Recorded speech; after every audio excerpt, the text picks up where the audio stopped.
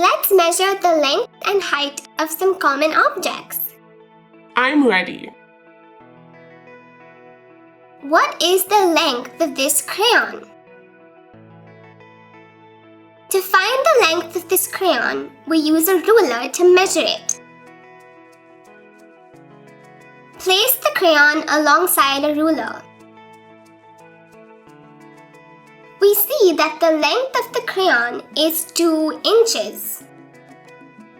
It's such a pleasure to teach when you work like that.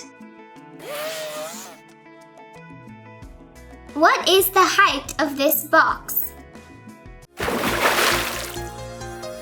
Thank you for watching.